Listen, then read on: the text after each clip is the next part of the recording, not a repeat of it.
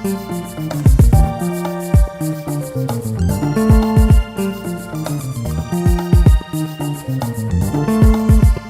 look in the eyes of my brother without shedding a tear for my brother. Yo, I really want to try for my brother. what up?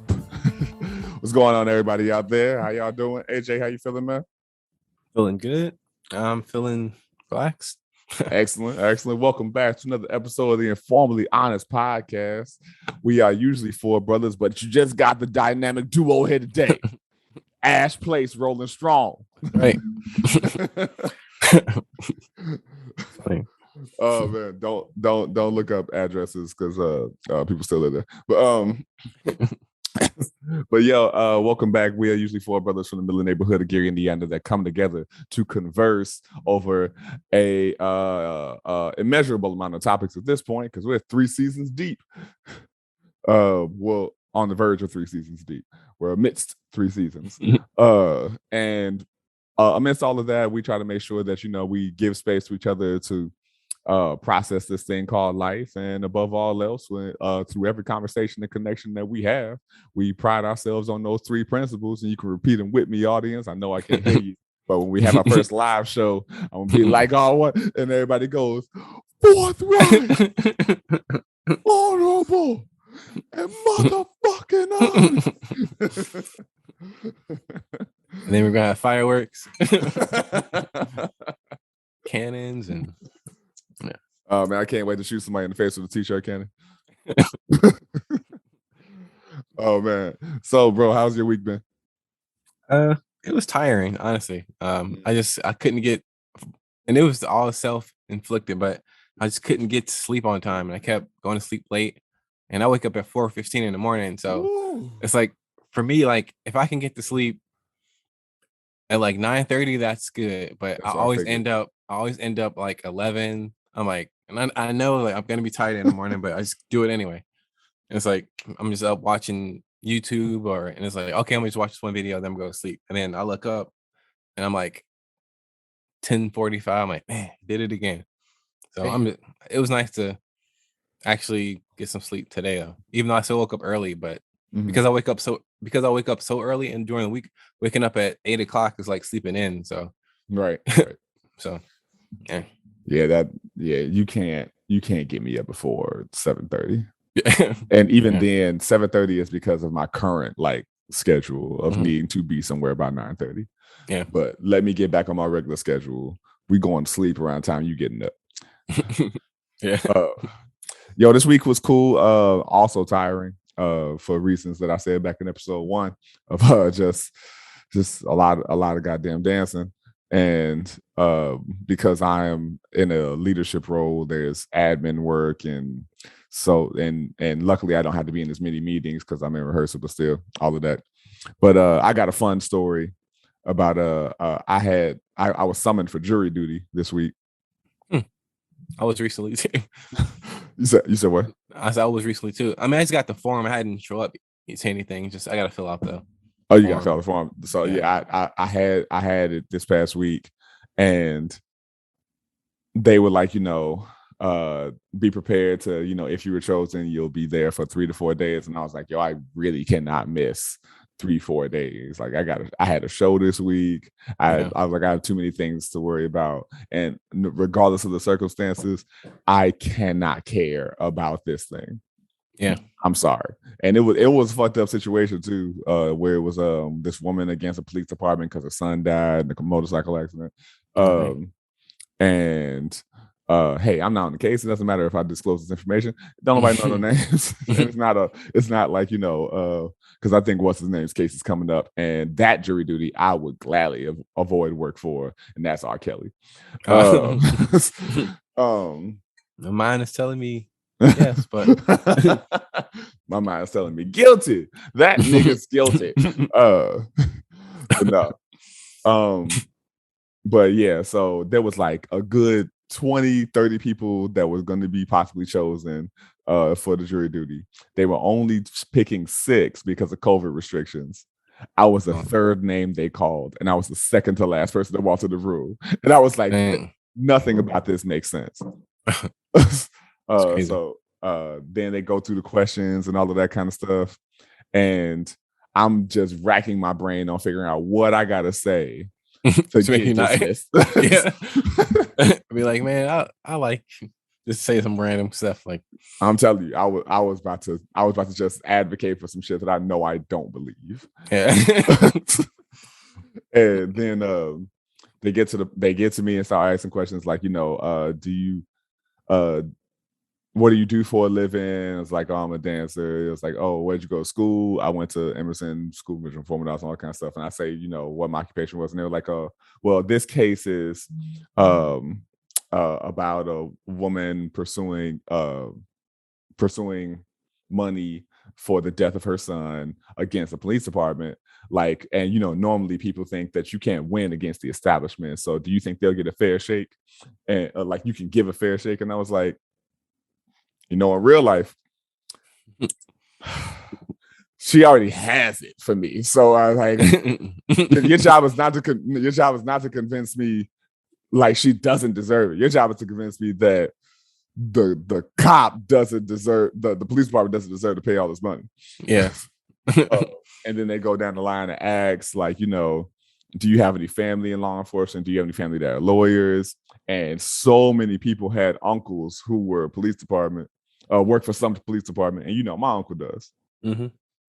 And so, I say about that, and they were like, well, do you think you can be impartial? And I was like, good and bad against the police that I've known growing up. It's been quite tumultuous between me and folks like me and police. So I don't know. I said just like that. Like, I don't know. That's so funny. And then the judge was like, do you know anything about this case? And I was like, of course not. And he was like, so you telling me that you can't hear new information and make a decision based on that information and not your feelings about anything else? And I really want to go, you sound like a real dick right now, but sure, yes, Your Honor, I can do that.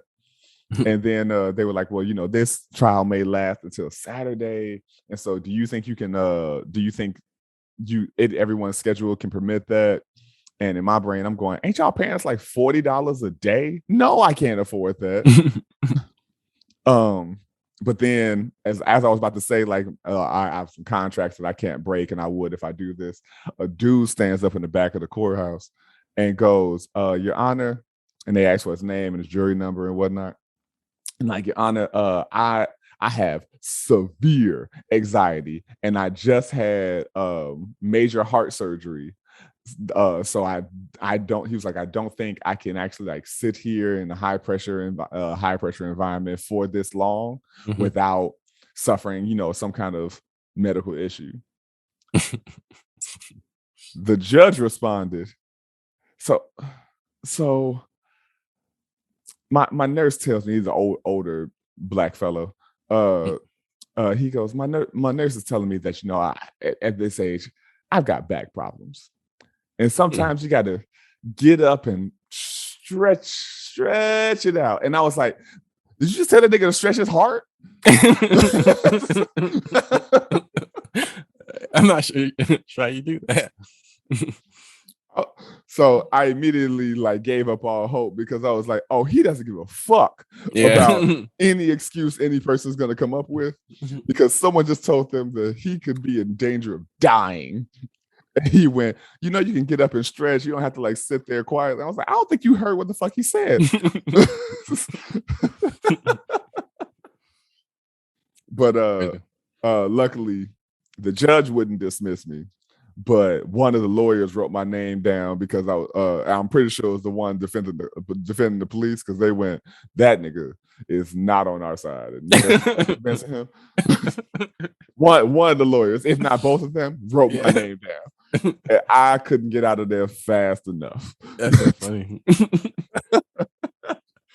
Woo, I prayed to every ancestor that day to get out of that shit, because I did not want to be in there for 4 days. And I was like, ma'am, I'm sorry about your son. Rest in power. Yeah. After police. Oof, right. Fuck Twitter. But I gotta be out here. I gotta go. You don't want me here. You don't. I'm gonna be falling asleep. I fell asleep during the orientation video. You don't want me on this case. And that's like what, and you know what? I never really thought about it. Like, if you really wanted to not be on the jury, everyone could just go in there and just make up stuff. And then what could you do? If everybody just went in there and just said the most ridiculous things. I mean, is there any way could you get in trouble? I mean, I guess you could get in trouble for lying, but Yeah, because once you're in there, you are under oath, and so if they find out like you made up some excuse that can be easily refuted, you can be arrested for perjury if they go that far and all that kind of stuff.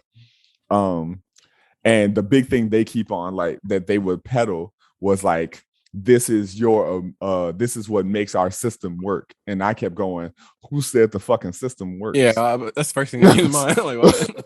It's like, this is what makes our democratic justice system functional, is that the people are the ones who decide in matters of if justice gets to be served, because judges feel like there's some judges out there who don't like the system, and they're like, I did all this law school and I should be able to make the decisions and all that kind of stuff. And I'm like, yeah, in Supreme Court, but down here in civil cases.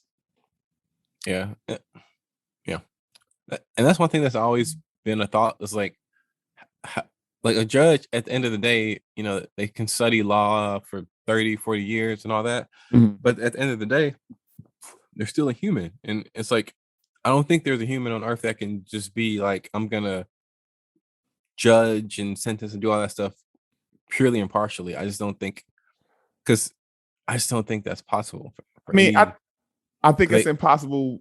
I think it's possible if you're blatantly only doing it based on whatever quote unquote facts or evidence you're shown. I think the process makes sense. Yeah. I just also think it sucks, and I'd have no interest in being a part of it like 90+% of the rest of the country. Yeah. Because like I've been listening to a lot of true crime podcasts. And it's like you hear all like, a lot of the cases, they catch the guy or gal, or and they arrest them, and like you hear the different sentences like through all the cases, and like you'll hear something like, man, this person got 20 years for killing this person, and then you hear another story where this person got life. It's like, I mean, but when you listen to the case, they don't really sound that different. So it's like, it just depends on how the judge feels. I mean, really, that's kind of like to me, that's kind of how it seems. There's no like, there isn't like a chart where it's like, okay, if you do this crime, this is what you get, no matter what. We don't care how it happened. This is what you get. I'm not saying it should be that, because I do believe I don't think everything is black and white. So there should be, room to. But I just always thought it was like, how do you truly? Right, because then you get situations like mandatory minimums and all of that kind of stuff where, black folks or brown folks are getting sentences that are 3 times the charge of if a white person does it, and all of that kind of stuff. And you're like, clearly something isn't right about this. It's the I don't particularly, there's a fly like just ravaging my personal space. I don't know. I that's the part I haven't gotten usually, is what that math is, because if the whole system is supposed to be about, by a jury of your peers and all of that kind of stuff, you conduct this trial in which not even to mention what is it called, that the situation of why all the white folks keep getting away with killing black folks, not a jury, but you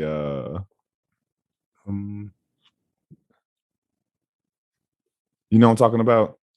I can't say that. There's another situation where they're like, we're gonna go through these deliberations to see if that murderer or whatever goes to trial. Yeah, I'm not sure. Okay. So hey, audience, if you remember this word, you write in and you tell us like, is this y'all dumb mother? Yeah. Because yeah, I know it's a word. Grand. No, it's not grand jury. It's it's right there. Subpoena. No, that's the letter that you're being.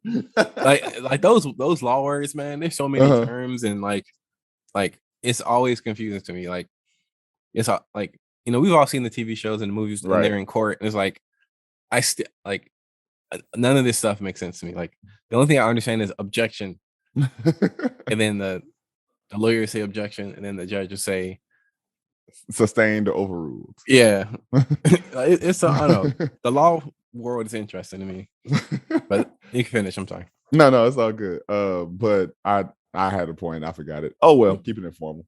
But yeah, the judicial system is so, and it's not just the judicial system, but I'm with you. I don't particularly get it or care, and I don't particularly care for the propaganda of over the years of court being an exciting thing, because it's not. It's very boring. Yeah, I'm sure. I know in movies they make it seem like it's like a high energetic back and forth. It's really not.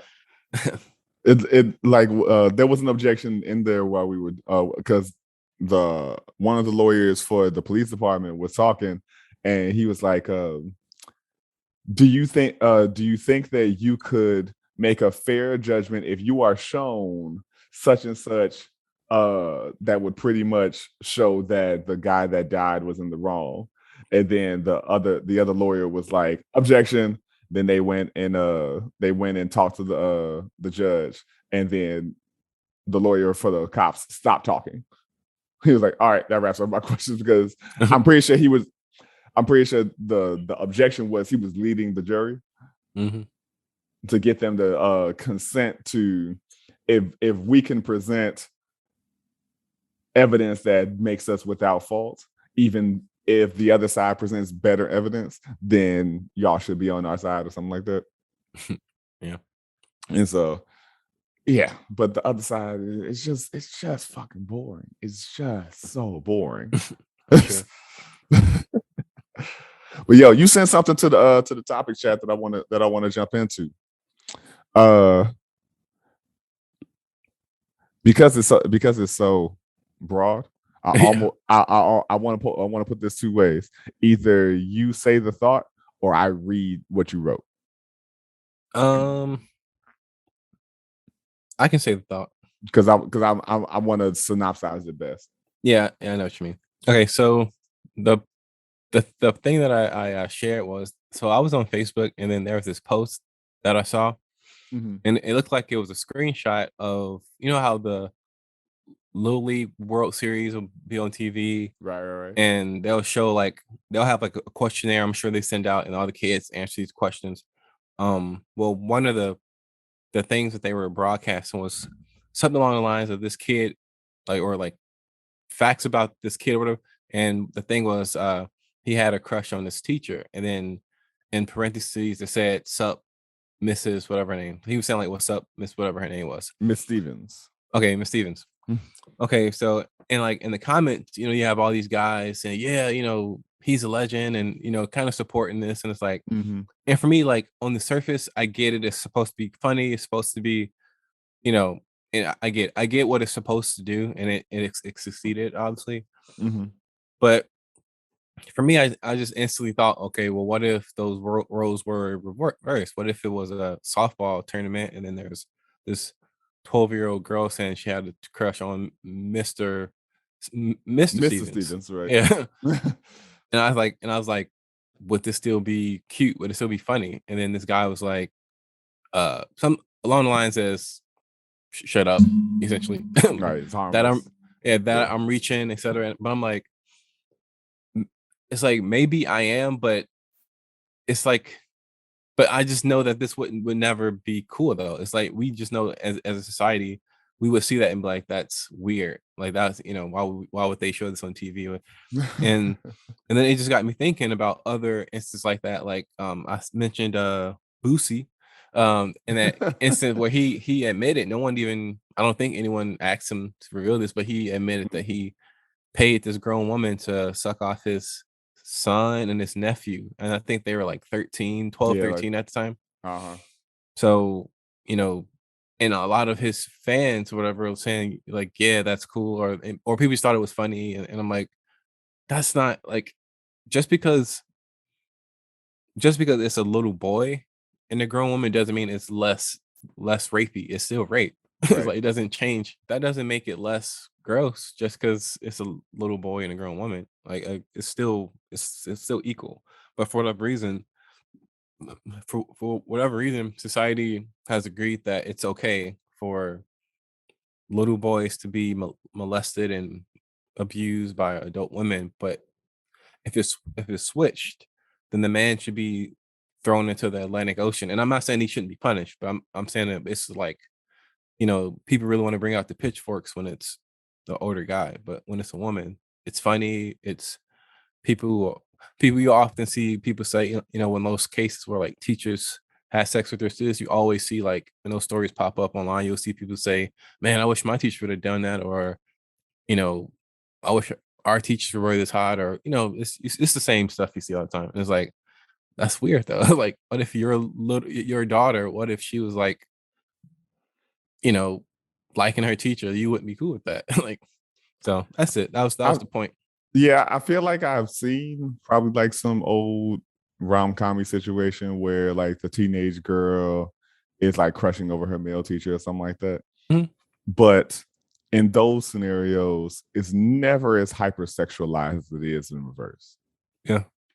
Um, I'm sorry, just okay. it never goes anywhere. Like it's never like like we've Right. seen like the shows where it's like,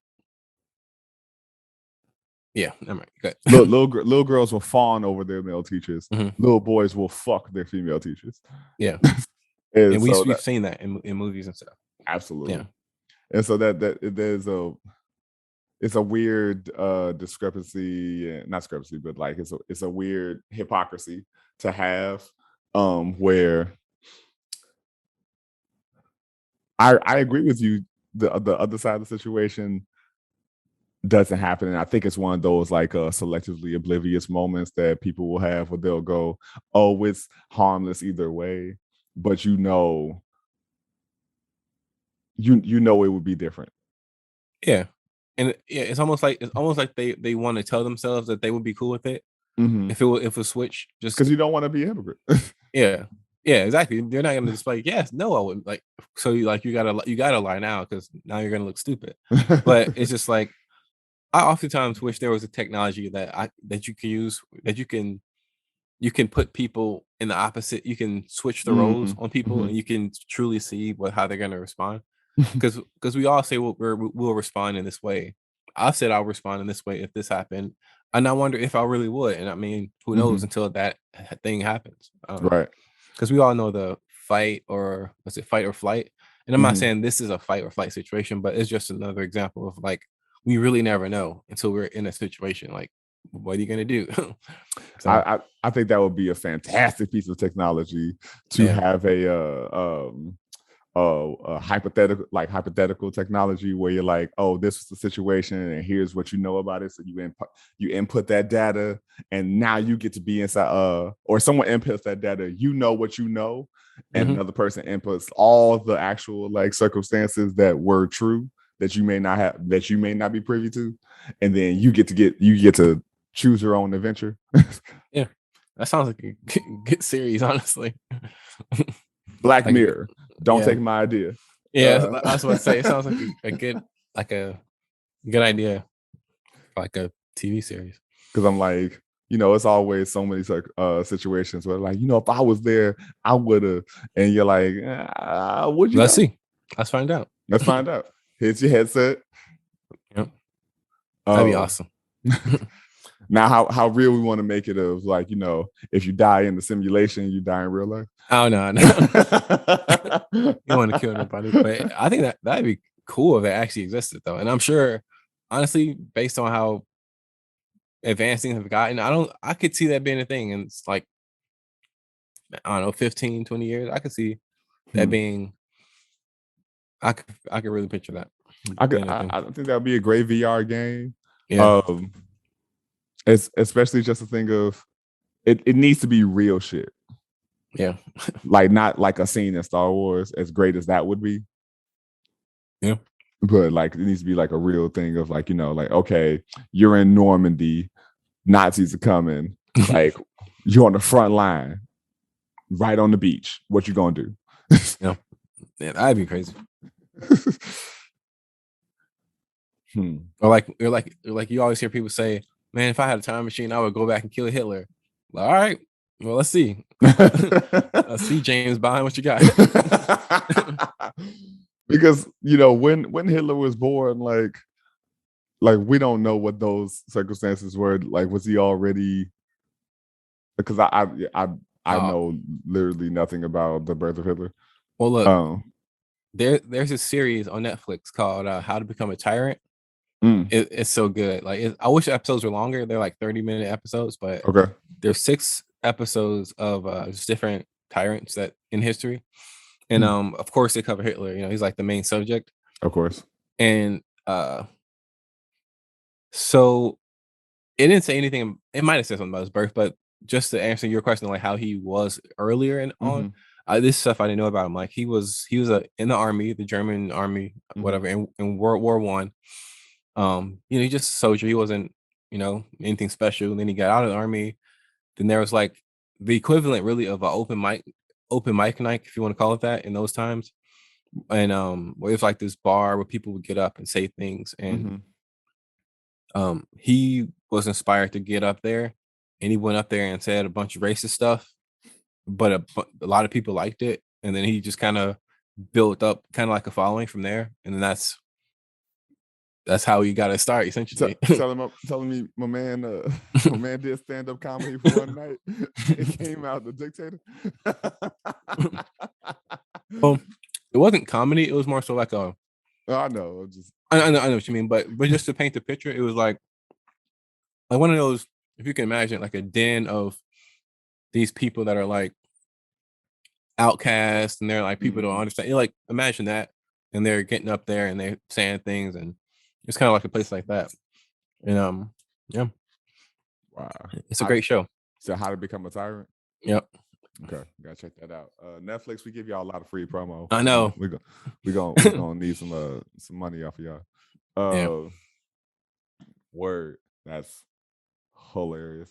Yeah, I never knew about that particular aspect of it. Yeah. Some history that I became privy to that I don't know if enough people know about was that in South Africa, Germans went there and practiced all of the torture devices to, like, quote unquote perfect them for 50 years prior to the start of World War II. Wow. What's that? So that's 1800s. Yeah. All the way to was it 1940, 39, 42, something like that. Yeah. Wow.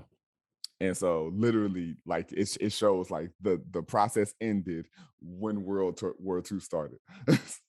Dang. And that's one of those things where I go like, not to be interpreted as like anti-Semitic or anything, but I'm like, y'all hear a lot about that Jewish Holocaust and nothing about the 50-year South African Holocaust that led to it.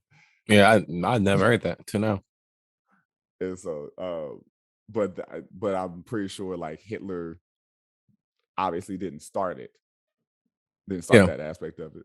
And so, like, not Nazi Germany or just Germans in general had already incited this kind of evil prior to him. It's kind of like with Trump, and I know people compare him to Trump Taylor all the time, but it's kind of the same thing. Like when Trump, kind of arose, people didn't become racist then. Like people didn't become hateful. He just kind of, erected them and for us all to see. So I mean, and kind of Hitler did the same thing. Right. So this is always shit like that I'm like, people pick and choose what they want to consider the worst atrocity. Yeah. And not trying to compare any of them, just going like, hey, if we're gonna talk about atrocities, we can't put all this sympathy in one area and then ignore things that led to it. But I don't know. I'm being glib. That still wasn't a very intriguing part of history, though. It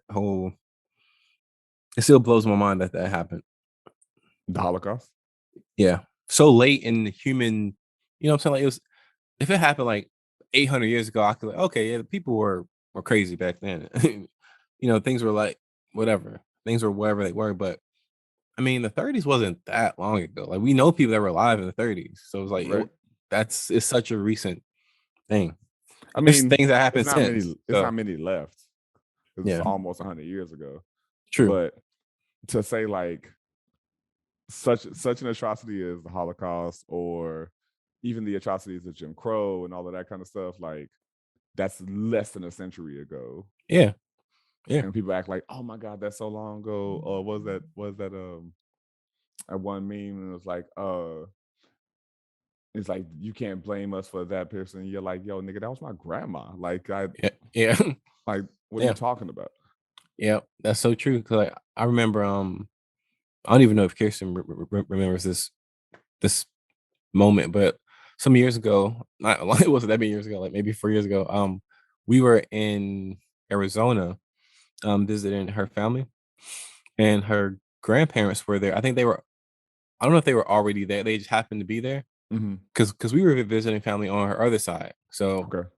we just happened to be in the same place. So we actually went out to eat, so it was like a dinner. We went out to dinner with them, and her granddad was telling us about he lives in Chicago, but he has family down south, like me and most older people in the north does.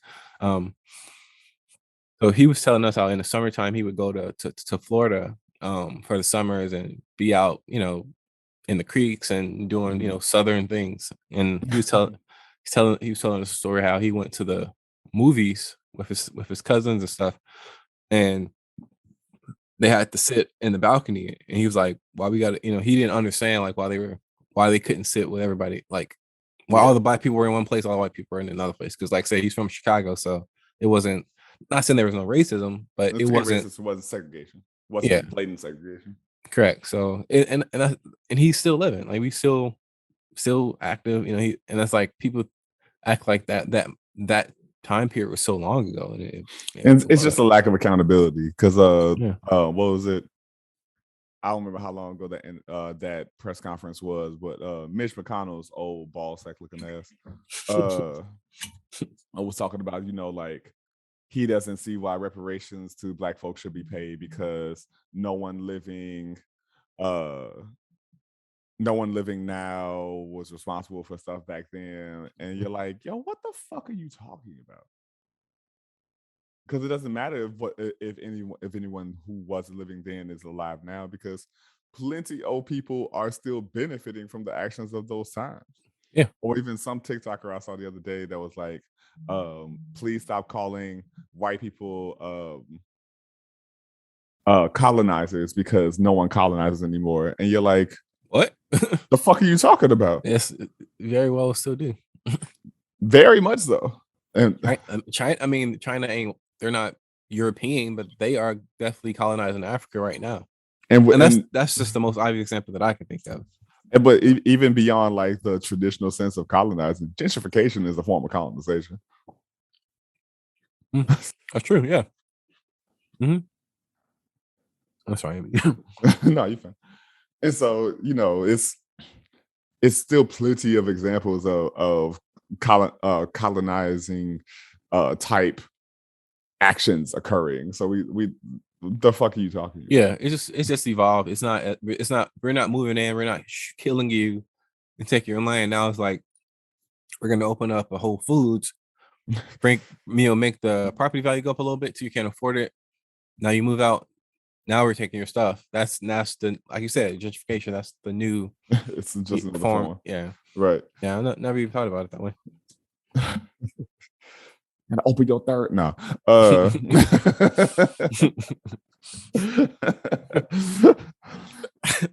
So I struggle with people who choose to be that selectively ignorant.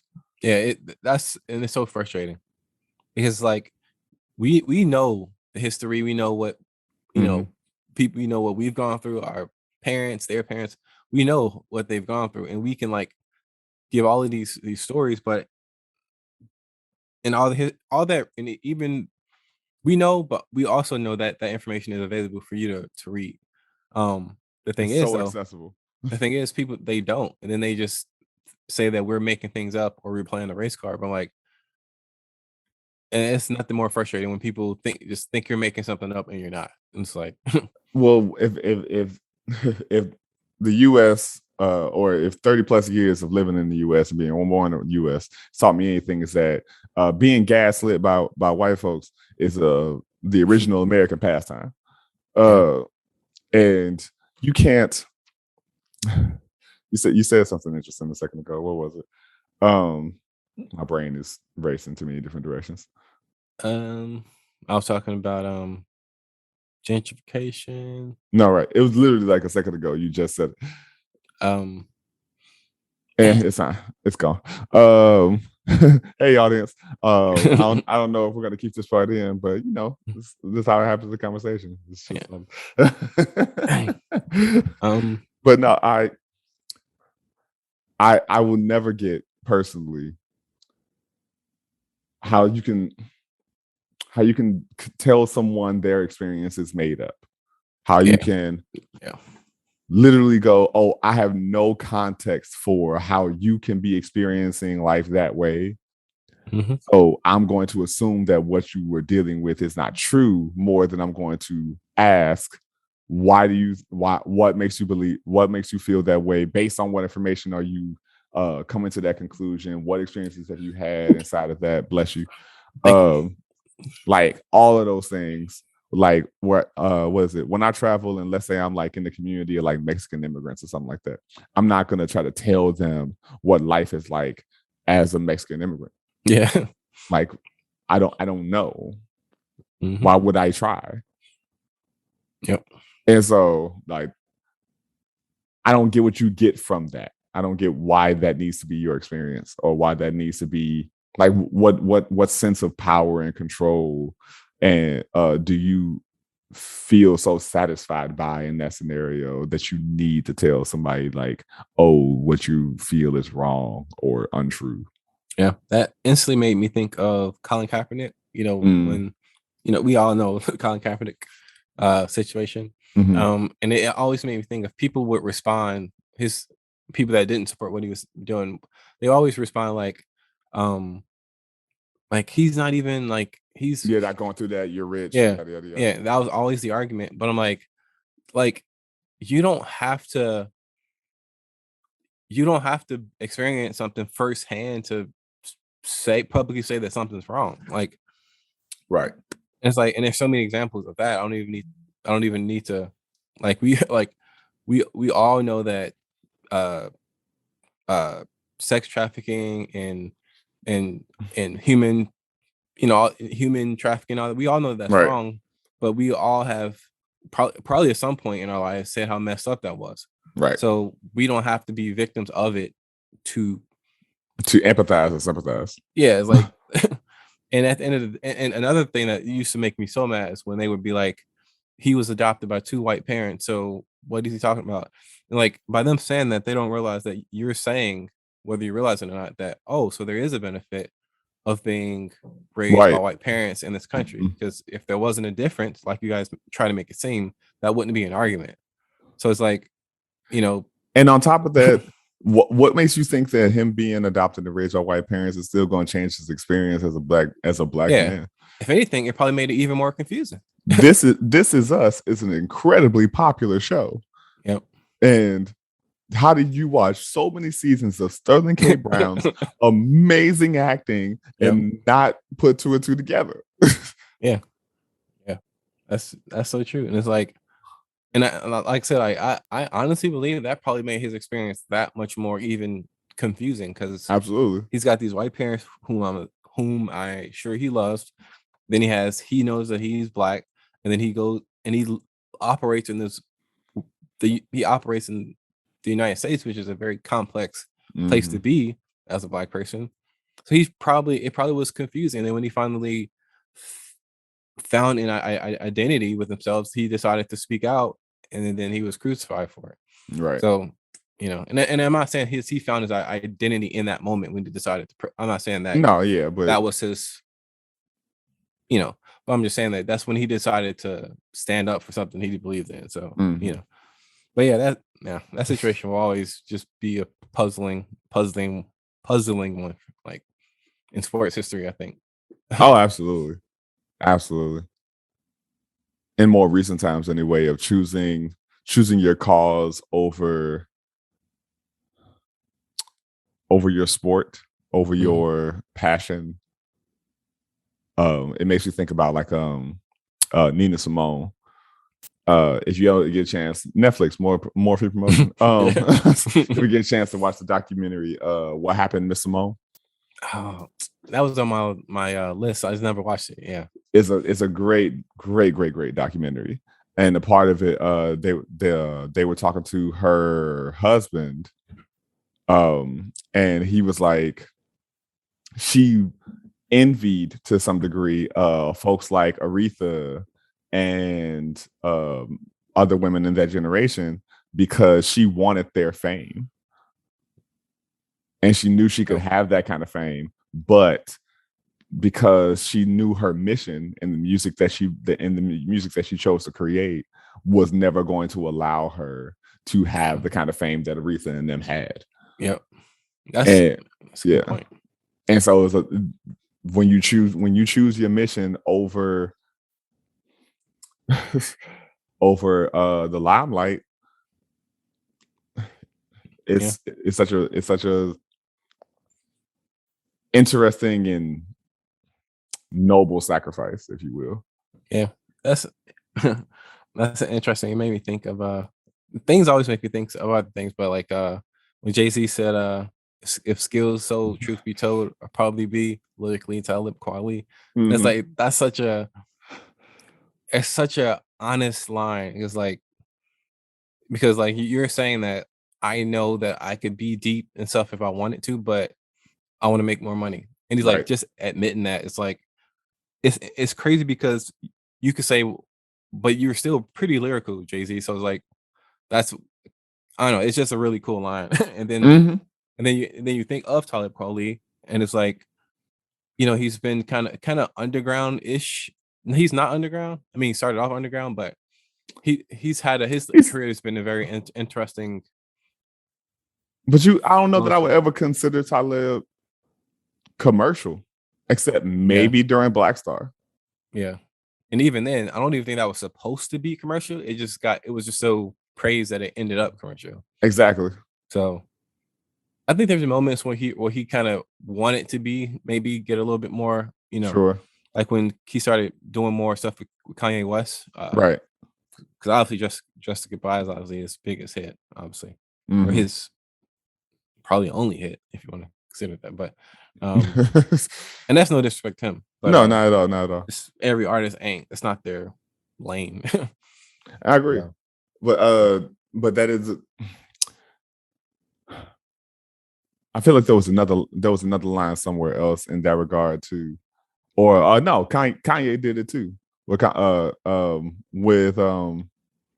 Get Him High. okay.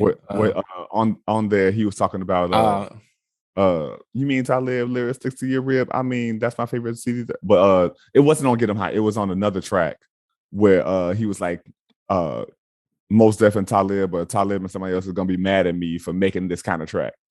Breathe In, Breathe Out. Okay, yeah, That's what it was. yeah, yeah. Uh That's just your album. yeah, College Dropout is a timeless classic. And for the record, couldn't care less about Donda. Could I can't care less about it.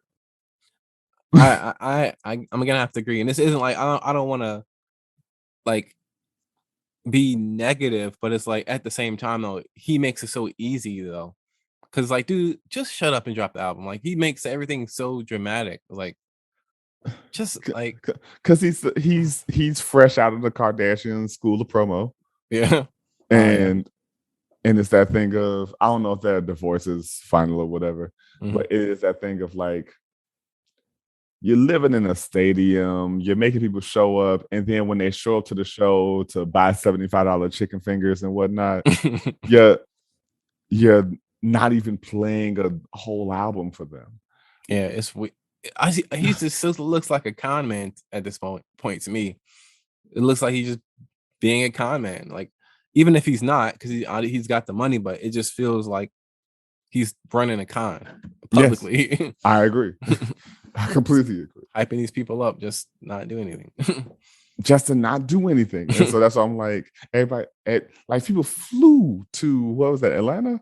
Yeah, Atlanta for this thing to be in a stadium hoping that video you shared was fucking hilarious. It was, man. I swear to goodness that right before the dude said that, I was like, this nigga think he Jesus. Like, why did you do that, man? This nigga swage. Man. I just don't care. I don't care. Because in my humble opinion anyway, the music does not match the antics. Yeah. Yeah, and it's like you would honestly, the way he's presenting this, honestly, as much as I love music, I don't even think it's possible for music to be as glorious as he's making it seem like this album is going to be. Like, for example, at the highest level, music can be all the way up here. You can't even see my hand. That's how high it is. But Kanye West, he's making claim this album is going to be twice as high as my hand is right now. And it's like, dude, it's just not. Even the person that loves music, there's somebody on the planet that loves music the most. We don't know who that person is, but someone loves music more than everybody. As much as that person loves music, I don't think Kanye West is making it seem like this album is going to exceed that person's expectations. I'm like, and I don't even know if any of this is making sense, but it's sure. It's the amount of hype and I'm not going to conjugate this right, so hey, if hyperbolicism. Oh, okay, yeah. Hyperbole, yes, but I'm just trying to find a way to conjugate it. Yeah. It's so hyperbolic how much he claims to believe in himself, in which I'm like, okay, I know you bipolar and all of that, but still, there's got to be limits to something. There's just or were you not believed in so much as a kid that even to this day you have to do so much to convince people? We've been hearing in this rah since since We Are the Champions. Yeah, pretty much. And what's so interesting, me and Chris were just talking about this like last week, and I was saying, because I don't know if she's as familiar with the beginning of his career, like before he even dropped College Dropout, when he was producer for Jay-Z and stuff. Right. Like, even in that era, he was still cocky. Now, he didn't have the huge fame yet, but like, he was still very cocky. And it's like, that's fine. Like, that's right. That's what rappers, that's what entertainers do in the hip-hop industry. Yeah. That's common. So it's like, okay, that's fine. And no one really was that alarmed by that. Good. You good. So we always knew he was cocky, and that's fine. That's hip hop. But fast forward to today, he's developed some mental, challenges along the way. So he's developed some mental challenges along the way. Add that with him being overly arrogant, it's like, it's just not a good mix. And it's like, and people say he's a genius, and it's like, and I don't even just mean genius as far as making music, just genius as just a human being. It's like, maybe he is. I don't know what his IQ score is, but I think regardless, I think people do throw around the word genius a lot, in which I'm not against that. I'm against people not like the argument I will always make about people don't allow hip hop to have layers. I feel like that about the word genius. I think you can be a genius about something. Yeah, I agree. And then people take genius as, oh, you're just generally brilliant in every regard, and it's not a blanket term. Like, is Kanye a genius musically? Debatable. Yeah. But Is he a genius in fashion? No. I know that people love Yeezys for some reason. I've never gotten the appeal, but I'm also not a shoe guy, and so I think everybody has their things, and I just don't. I think the arrogance he had in his youth, I'm completely for, because that, like you said, is a very is a common characteristic of folks in hip hop, is that you gotta convince people that you the hottest thing since fresh shit, because that's you're proving yourself. Once you're in there, and unless someone questions your relevancy, which at this point only reason people do is because he keeps going out here and doing stupid antics. It's like, and for me, like, I want to be a Kanye West fan. Like, when he came out and dropped those first 2 albums, I was like, this dude, he's about to be the next. He's gonna be like, because at that time Jay-Z was probably like the biggest guy out. That was like when he came out 2000s. I mean, Jay-Z's prime is kind of like tapering off. Right.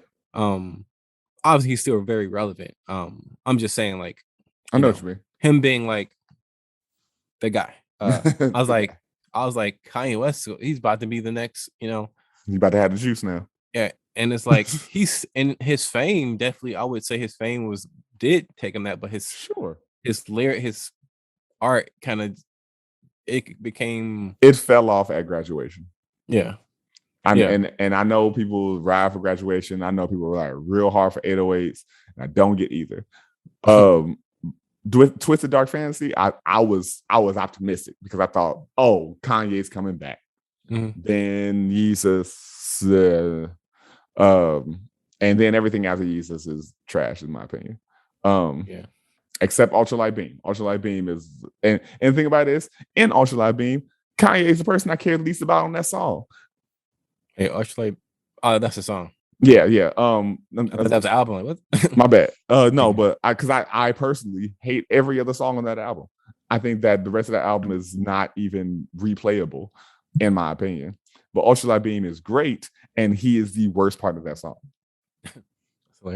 It's like makes me think about I love Busta Rhymes. I think Busta Rhymes is great, and I think he's an incredibly talented MC and a pioneer in the game. Sometimes Busta don't know his lane. And he has a song with Linkin Park where he features Linkin Park, and I was like, man, why the fuck did Linkin Park bring Busta Rhymes on this song? Because this is not great. And then I realized it was his song, and I just got immediately deflated about that, because I was like, oh God, dude, why'd you do this? Yeah, that rock rap collab ain't for everybody. It really ain't. Yeah. And not for Busta's ad libs either. Yeah. You gotta have the right producer. I feel like that's the key. Somebody that can really call the shots, like, knows what they're doing. Right. Mike Shinoda used to be trustworthy with that. I don't know so much these days, because I haven't particularly cared for his later projects like I did back in the Fort Minor days. Even before Fort Minor. Yeah. Before Linkin Park Reanimation is still one of my favorite Linkin Park albums, even though it wasn't a real album. But yeah, that one, because I personally think the Jay-Z Linkin Park Splice album was lazy. I was like, if y'all were gonna do this, you could have just made a fucking album. I don't know why you just put Jay-Z verses over Linkin Park music. Like, I wanted to like it more, honestly. There was 2 songs I actually did like. I think the Encore was obviously the best one. Right. It just worked. But I wanted to like the whole thing more, but I just couldn't get into it. I agree. Yeah. But yeah, I want, like, I'm with you. I be wanting to like Kanye more, but it's just he fucks up too much. Yeah. And it interferes with how I want to feel about the music. And then the music be like, meh. I did not listen to the gospel album because no. Just like I didn't listen to Snoop's gospel album either, that was #1 on the charts for way too long. Yeah. But no, Like for me, it's like, and if this isn't, I'm not judging anybody, but for me, like, I'm not gonna listen to, for example, Khruangbin is my favorite artist. If they make a gospel album, I'm not gonna listen to it. I just, it's like I have no interest in that. No, and it's no disrespect to the word, I just the word. I just it's like, I'm with you. Yeah, I'm with you. It's just like I don't listen to gospel like that anyway. That's what I'm saying. Like, yeah, if I do, it's because I assure you most gospel that I listen to is because I have childhood attachment to it, or I've had a recent project to it. Yeah. Now, I gotta admit, I did listen to Kirk Franklin's Stump this week. Again, childhood attachment. Yeah, exactly. And and the only reason I listened to it is because it was a reference on the last episode, so it made me think, oh, let me listen to Stump. So that was it. Man, that Kirk Franklin God's Property album is amazing. It's Kirk has 30 years worth of hits. And so that's what I'm like, yeah. But I don't need that. And then that whole poopity scoop shit. Yeah. I can't forgive him for that. Yeah, like for me, like if I have to fight to like you, it's like, nah, man, it's too much work to be a fan of you at this point. It's too much to excuse. Right. Like, I can excuse stuff like, I'm sure I'm fans of somebody that's done some dumb stuff. Said some dumb stuff publicly, maybe put out a bad album. That's not it's not unusual, but it can't be a yearly thing of me excusing you. So you've been disqualified. Oh, yes, absolutely that. So yay. If Donda's good, I'll give you your props, but expectations are low. Thanks, y'all, for listening to another episode of the InforMILLy Honest podcast. We appreciate you tuning in for me and AJ. Bro, you got any last thoughts? And I want to have last thoughts, but I actually don't. Not this time. Just stay safe. Stay safe, stay real out here, y'all. Much love to each and every one of you. Thank you for tuning in, continuing to stick with us. I had a couple people hit me up when I put out the snippet for the first episode of this season, like, yo, we've been waiting, like these streets out here thirsty, man. Need that hydration. Yeah, we appreciate that love, y'all. We know we ain't got as many as we gonna get someday, but y'all roll strong for us, and I can never thank you enough for that. Sure. And so by all means, we love you, we appreciate you. Every connection, every conversation, and every person that you find near and dear to you, or even if they're just new people in your life, we always encourage and implore you to make sure that you are being forthright, be vulnerable, and most of all, be honest. That's right. Be honest. Peace out.